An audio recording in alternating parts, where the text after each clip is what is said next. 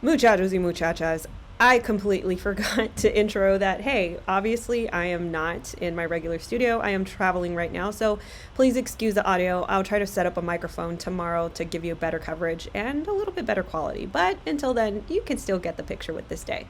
Muchachos y muchachas, day 8 of the Ghislaine Maxwell trial. And yesterday we left off with a witness who testified on the grooming process that ensnared her in the life of the Epstein saga. She gave very detailed accounts of the process by which Ghislaine Maxwell took her through in order to get her working as a masseuse under Epstein, and, the various accounts of sexual abuse. And then we also heard from other FBI analysts and witnesses that gave an account of what was found within the search warrant on Epstein's households. Today, we hear from various witnesses, one from Mar-a-Lago, another former household employee of Epstein's, another pilot, and one of the accuser's boyfriends at the time. Stay right there. We're going to go through it.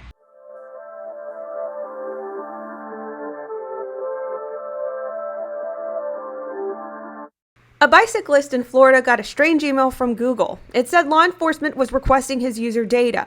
He had 10 days to go to court if he wanted to fight it. The bicyclist later found out that he was a suspect in a burglary. His Google location pinged him near the scene of the crime nearly 1 year ago. Law enforcement wanted access to his phone. However, he was innocent. He was simply in the wrong place at the wrong time, but his phone seemed to have betrayed him. This is why having a VPN like Virtual Shield is so important. Virtual Shield can hide your location from tech giants, on top of already hiding your internet history from your ISP. Using VPN prevents tech companies and law enforcement from false accusations like they did to this bicyclist. I highly recommend Virtual Shield VPN. Get 50% off for life with a free 30-day trial only by downloading it today. Go to virtualshield.com/Natly Denise or click the link in the description below.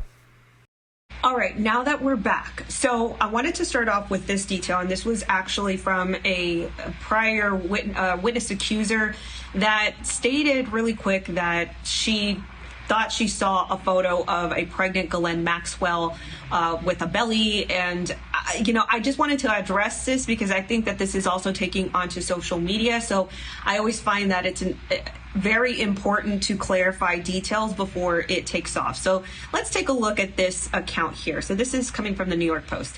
Alleged victim claims she once saw a photo of Ghislaine Maxwell nude and pregnant. One of Ghislaine Maxwell's accusers claims she once saw a photo of the British socialite nude and pregnant inside of Jeffrey Epstein's Florida mansion. The woman who testified, using only her first name, Carolyn, was asked by defense attorneys at Maxwell's federal sex trafficking trial in Manhattan about statements she'd previously made to prosecutors. One of your memories about Miss Maxwell is you claimed that you saw a photograph of her in Epstein's house pregnant, correct? That was lawyer Jeffrey Palooka, that is the defense attorney for Ghislaine Maxwell. He asked on Tuesday, referring to Epstein's Palm Beach estate. And Carolyn replied, nude and pregnant, laying on the, and then Palooka interjected and said, and pregnant? And the witness replied, yes, there were multiple pictures, nude photos, the witness said. Replied after a pause, Palooka then approached Carolyn with the photo, entered as the defense exhibit, and was not shown publicly in court. Now, this is, according to the accuser, she's stating, or she's claiming, that this isn't the photo that she saw, and this is the photo that the defense attorney had within his exhibit. And so I just want to make sure that you guys understand where we're at. So the witness said that is not the photo. Continuing, the same image was shown by defense attorneys to another witness, longtime Epstein pilot David Rogers, in a court on Wednesday. Rogers said the photo was of a pregnant Eva Anderson Dubin, a former Miss Sweden and ex-girlfriend of Epstein's. The brief exchange with Carolyn came at the end of her grueling cross-examination by Palooka, who confronted her over apparent inconsistencies in her court testimony and previously statements to law enforcement and in depositions. It comes after Maxwell's defense team asked a previous witness if they had ever seen Epstein's alleged madame pregnant. Now, continued on, there's more witness accounts. So this is where this sort of gets either corroborated or debunked. Right now, I will tell you that at this moment, it seems to be a mystery whether or not this is true. This is just an alleged witness account, if you will. So continued on. Longtime witness pilot Larry Vysotsky, who regularly interacted with Maxwell for about 15 years, from the early 90s to the mid-2000s, said he never known her to be pregnant. Now, in that whole time, 𝘱𝘬𝘮 never appeared to, be pregnant, did she? Maxwell attorney Christian Everdell asked. And he said, no, not at all. Continued on, Everdell said, no one ever told you she was pregnant, to which the pilot responded, no, never said that. And you never saw any pictures of her pregnant at any of the residents, the attorney continued. No, I did not, answered Vysotsky, who was the first witness to testify. Maxwell is not known to have any children. Evidence that was emerged at trial suggests that she and Epstein were romantically involved for years. Now, I am going to show you guys some pictures that did get released this morning, and it does seem to be so. But continued on, Carolyn, who... the romantic relationship, that is, not the pregnancy. I don't know that for sure. Carolyn, who took the stand more than a week later, told the jury that she was introduced to Epstein and Maxwell at the dead sex offenders Palm Beach home in the early 2000s when she was just 14 years old. She testified that Epstein abused her during so-called massage sessions over 100 times at the estate over the next few years until she was 18. So this just gets into some repetitive details, but this is what I want to say about this, because again, a lot of this gets kind of spun out of control on social media sometimes, where people see a headline and they're like, oh my gosh, and then they circulate it, and then that's where, true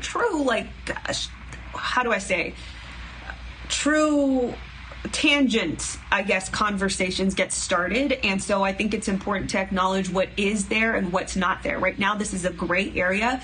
We don't know this for sure, whether Epstein and 𝘱𝘬𝘮, had a love child, or, whether or not this was just a misinterpretation of a photo or something. Also, I wanted to mention that on the other side, it's apparent that 𝘱𝘬𝘮 Maxwell also had a secret marriage, and this was discovered and exposed, discovered a little bit before, earlier this year before the trial. This was just something that was discovered. So to say that she does have secrets, we don't know every single one of them at this point. All right, so let's continue on for day 8, the 𝘱𝘮 Maxwell trial. So there was a late juror, about 45 minutes late. There were some train problems, so they started about 45 minutes late. So this is why we're going to probably see a bit of a shorter report today.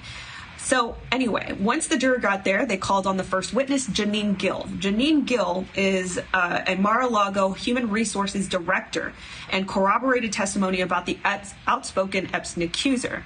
The first witness to take stand Wednesday was Jeannine Gill, the human resources director at the former President Donald J. Trump's Mar-a-Lago resort in Palm Beach, where Virginia Roberts, who is now called Virginia Giuffre, and has been one of Mr. Epstein's most outspoken accusers, has said she first met Maxwell. She has just said that she met Miss Maxwell. Ms. Roberts has not testified at trial, but a former Epstein employee told the jury last week that he and Maxwell met her at a resort. Ms. Gill introduced evidence that Ms. Roberts' father worked at the resort at around the time this encounter is said to have taken place. So that is a new detail there, because I know a lot of people, there's a lot of speculation about, oh my gosh, it's Mar-a-Lago, and then, Epstein was friends with GJT.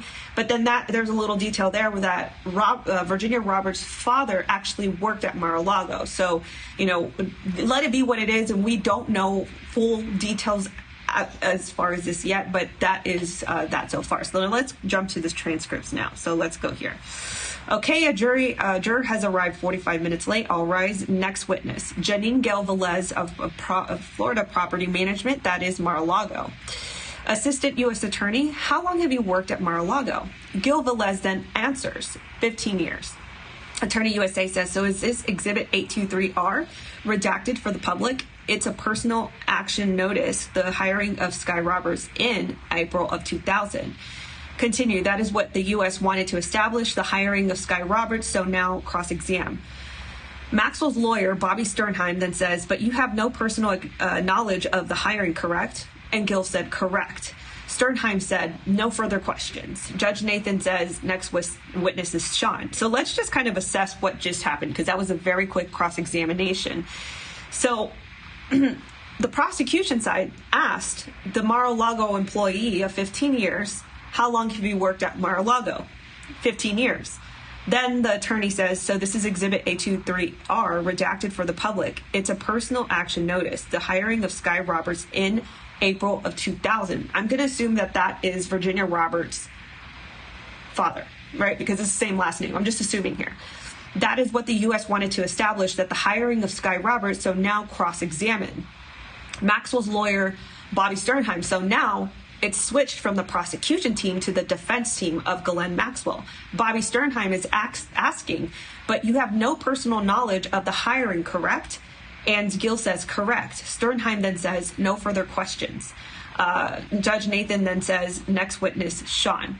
So I don't know what that was. I don't know whether or not what tactic the defense attorney is trying to use to, discredit the hiring of Virginia Roberts Giuffre's father at the time. I find that part very interesting, because you would think that they would try to implicate some, relationship to DJT somehow. I'm just saying, whatever they have in front of them, you would think that they would try to utilize and leverage that, but they didn't. So continued on. Next witness is called Sean. All right. The next on stand is Sean, who dated Carolyn, one of Ghislaine Maxwell's alleged victims, for around 4 or 5 years, starting at the age of 14, and he was 17. Sean said he routinely drove Carolyn to Jeffrey Epstein's mansion in Palm Beach, Florida, in the early 2000s, corroborating her testimony from yesterday. She was a child, he said, of Carolyn. All right, so let's go ahead and take a look at the transcripts for this. Judge Nathan presides. This witness will testify only as Sean to protect anonymity of previous witness Carolyn, no exact likeness in drawing. Witness says, I'm Sean. That sealed exhibit is my full name. Attorney USA says, how old are you? And he replies, 38, some college. I'm a salesman. Then Attorney USA then asks, what was the first name of your girlfriend? Sean says, Carolyn. She was 14 years old. I was 17. We dated for 4 or 5 years. She worked at Arby's and she worked for Jeffrey Epstein. Attorney USA then asks, how did she meet Epstein? And Sean said, through Virginia Roberts. Continued on. Attorney USA says, what is the difference between Palm Beach and West Palm Beach? Sean says, money. Maxwell's lawyer says, objection. Judge Nathan says, sustained. Attorney USA Maureen Comey then asks, did you go to Palm Beach much? And Sean said, no. I didn't have enough money to buy anything in the gas station there. Continued on. Then Attorney USA then asks, how long did Carolyn stay in Jeffrey's house? Sean says, an hour, or an hour and a half and 5 minutes. Attorney USA then asks, how were the sessions set up? Sean says, they would call my phone, Sarah and a lady with a foreign accent. One was English and another was almost French. Then Attorney USA Comey then asked, did Carolyn mention anything else? Or anyone else, excuse me. Sean said Maxwell. He couldn't pronounce the first name. Attorney USA then says, did she get a gift? And Sean says, from FedEx, lingerie in a movie from New York. Attorney USA then asks, did you go to Epstein's with anyone else? And Sean says, Melissa and Amanda Laszlo. Continued on, it says by Attorney USA, how old was Amanda when you saw her go to Epstein's house? Sean says 15. Maxwell's lawyer says objection. Attorney USA then asks, how old was Melissa when she went to Epstein's house? Sean says 16. She came out with $100 bills. Attorney USA then says, were you arrested in Louisiana? And Sean says, yes, possession of meth and a felon in possession of a firearm. Now I'm a salesman. Continued. Now cross-examination by the defense team. That's Ghislaine Maxwell's lawyers. Jeff Palooka is up. Palooka asks, Sean, you went to Epstein's house in 2002, correct? Sean says, yes. Palooka says, and it was Sarah who called you and gave you her name, right? And Sean says, correct. Then Palooka says, you met the government, for example, July 2022. I think he meant July 2002. This was a typo. I think you guys see that too, so that's why I'm stopping. I think Palooka, or the transcriber, Matthew, meant you met the government, for example, in 2002 and said the accent was French. Sean says it was foreign. The next witness is 𝘏𝘶𝘮𝘢𝘮𝘬. So I guess that was it. That was a wrap for that cross-examination. So let's take a look at the next. Recap. 𝘏𝘶𝘮𝘢𝘮𝘬, who worked for Jeffrey Epstein for about a year in the early 2000s, testified about making phone messages at his Palm Beach, Florida mansion when he wasn't home. She says it was Ghislaine Maxwell who instructed her on what to jot down on the messages. Prosecutors also had her authenticate a sealed exhibit showing someone a call at the estate in August of 2004 from Carolyn, the same name of one of Maxwell's alleged victims. Now let's jump to the transcripts. Next witness is 𝘏𝘶𝘮𝘢𝘮𝘬, worked for Epstein in Maxwell's Palm Beach home in 2003. Attorney USA Mo, who is on the prosecution team. What was your job? Mrs. Hesse says, take care of the home. I was hired by Ghislaine Maxwell. Judge Nathan then says, I'll give the jurors their morning break soon. And then, and this is one of the release photos. I am going to show you guys the photos here. All right, let's actually go there. Let's go to the photos. All right, so a bunch of photos were actually released before we go to the next, the next phase or whatever of this recap. These are some racy photos that were released this morning, and they are new photos. Now, we saw some sketches here and there of this photo allegedly, but we're just going to go through it. So the first photo you see here is of Ghislaine Maxwell massaging the feet of Jeffrey Epstein. How do I know that? And what made cleavage, what seems to be, oh, they're on a plane, and that's Jeffrey Epstein. And so it seems to be that she has a loose tank top with lots of cleavage and, resting his feet under her bosoms. So the next photo is the same, just another action photo of Ghislaine massaging his feet. And I'm not quite sure if that's Jean-Luc Brunel. Is that Jean-Luc Brunel? I think it is. I'm not sure who it is, to be honest with you. But if you have any ideas or think that looks like Jean-Luc Brunel, also maybe concur with me in the comments. But that looks to be Jean-Luc Brunel, but I'm not sure. Or maybe give me some ideas of who you think that guy in the yellow is. But you can see that he's a passenger upon this private plane. Then you see another photo of Jeffrey and Ghislaine. Ghislaine with more of a pixie cut in this photo. And they seem to be on, I don't know, I don't even know what to call it. Either a train or it looks like a train. Or maybe it's a helicopter, who knows. Ghislaine lounging on a yacht, what seems to be.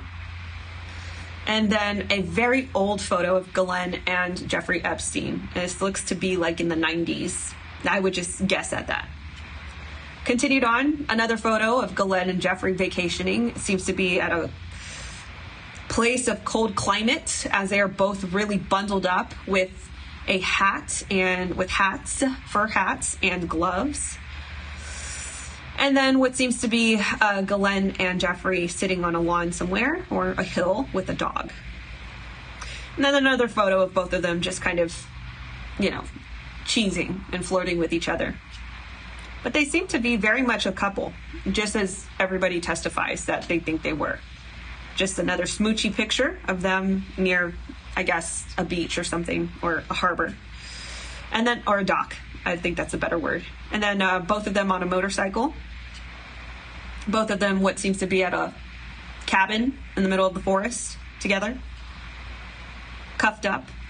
And then another of them having what seems to be brunch, or that looks like a, what is it? What is that? A Bloody Mary?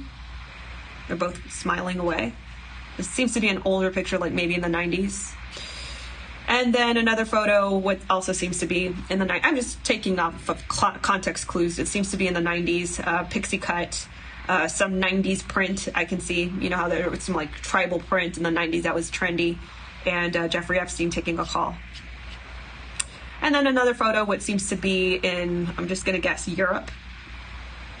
Maybe France, by the looks of those uniforms in the back. Maybe not. I don't know. I'm just making a guess here. And they're all smoochy Gucci again. Another photo, what seems to be in the 90s, where they're just kind of canoodling I think this is actually the earlier photo of them with the fur hats. They just probably took their fur hats off. And then of Ghislaine Maxwell on a private jet. All right. So those are the photos that were released today. All right, back to the trial.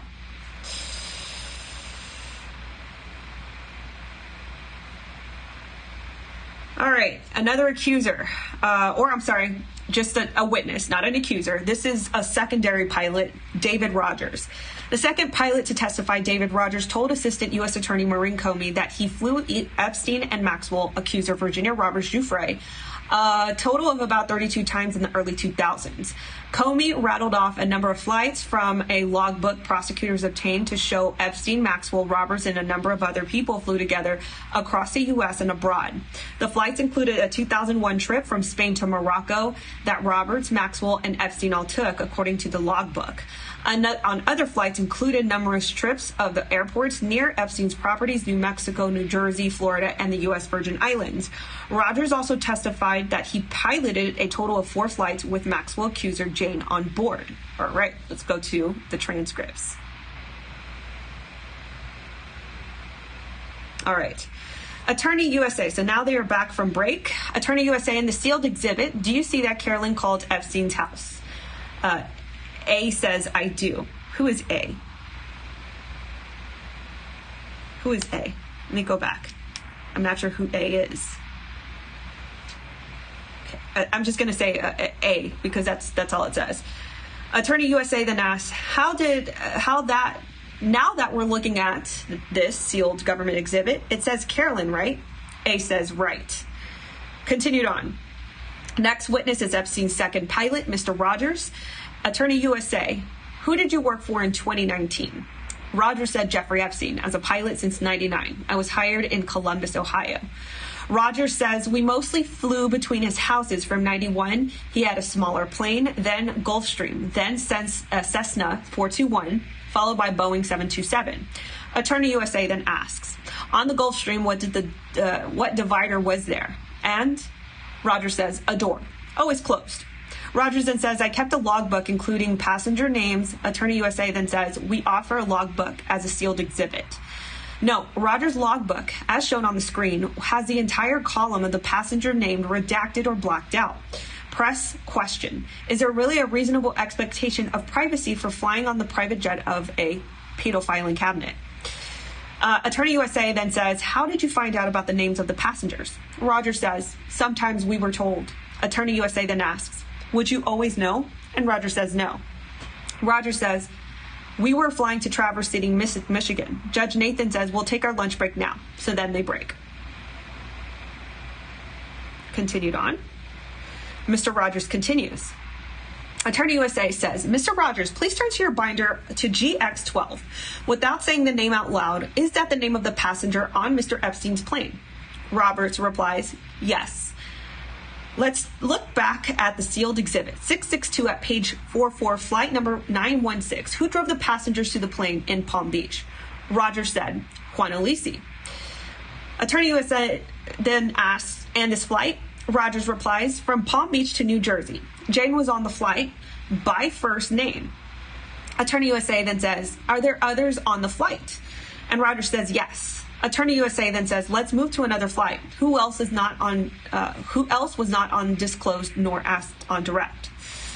Attorney USA then asks, flight 818. Rogers says, Van Nuys CA to Santa Fe, New Mexico, only Jeffrey on the flight. Attorney USA then asks, how many times do you remember Virginia Roberts flying on Jeffrey Epstein's planes? Roberts then replies, 32 times. Attorney USA then asks, this flight to St. Thomas, where Jeffrey Epstein, Ghislaine Maxwell, and Virginia Roberts passengers? Roberts replies, yes.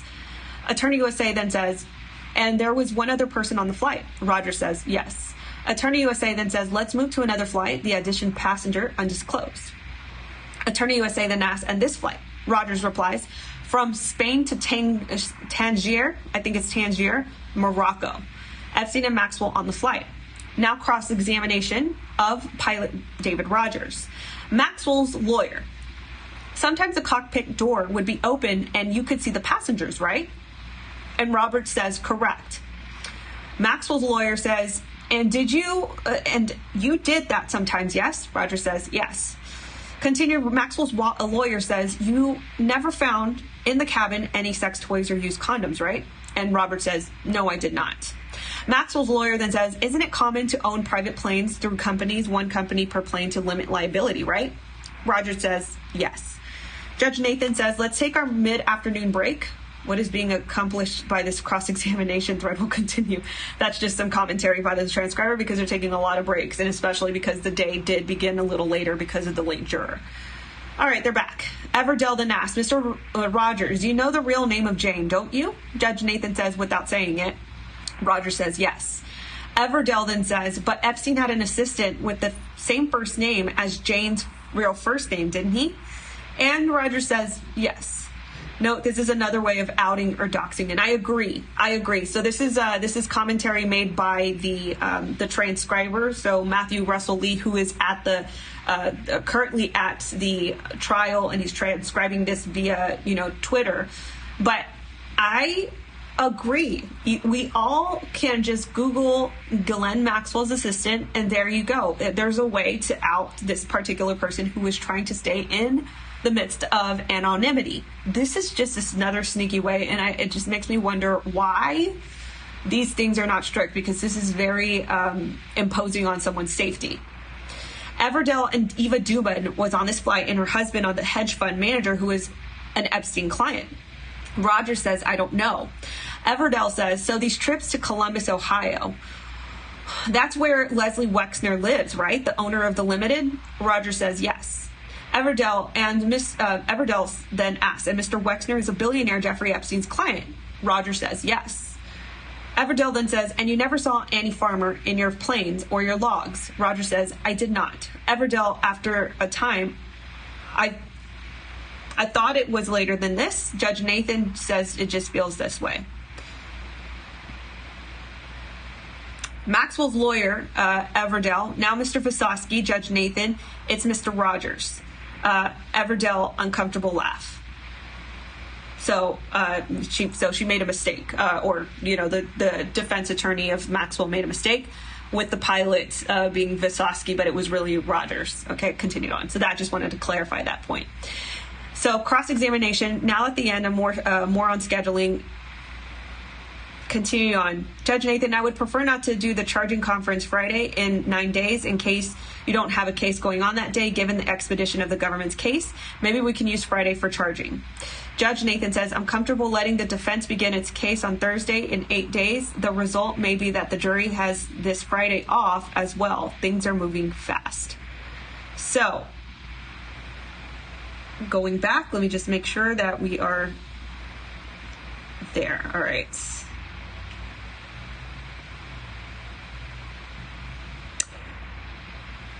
Okay, so some of the rich and famous Jeffrey Epstein acquaintances who flew with the sex offender on his private planes got name dropped on court today. Pilot David Rogers was asked about a log with a list of flights and passengers that included billionaire hedge fund manager Glenn Dubin and his wife Eva Anderson Dubin, who reportedly dated Epstein for 11 years in the early 1990s. Also listed as a passenger on one of the trips was MIT professor Marvin Minsky, a known Epstein associate who Virginia Roberts Giuffre says she was sex trafficked to. He died in 2016. So, with that being said, as I've stated before and as I warned, this was going to be not necessarily that it's a warning, but it is a shorter report today because there were a lot of there was tardiness, and then there was a lot of breaks. So we didn't get very far today, it seems, but it does seem to be that this trial is moving really fast. So with that being said, that is the Day 8 report and recap of the Ghislaine Maxwell trial. Guys, let me know your thoughts in the comments below, especially as this recap transpires. Especially, I want to know who you think that guy on the private plane was that was sitting next to Jeffrey Epstein. Thank you guys so much for your love and attention to this. Also, please remember to like, share, and subscribe, and drop this link in whatever groups you got going on, Facebook groups, Instagram groups, Telegram, Discord. It's very important that we get an understanding of what's transpiring, and, I just feel like there's not a lot of coverage on this, so it is important. Also, If you like what I'm doing here and you feel that it's important, please know that I am viewer funded and this is the way that I eat. So if you can and it's on your heart, there is a tip jar section in the description below. I appreciate everything that you appreciate of me. So thank you guys so much. I will catch you in the next episode. Bye-bye.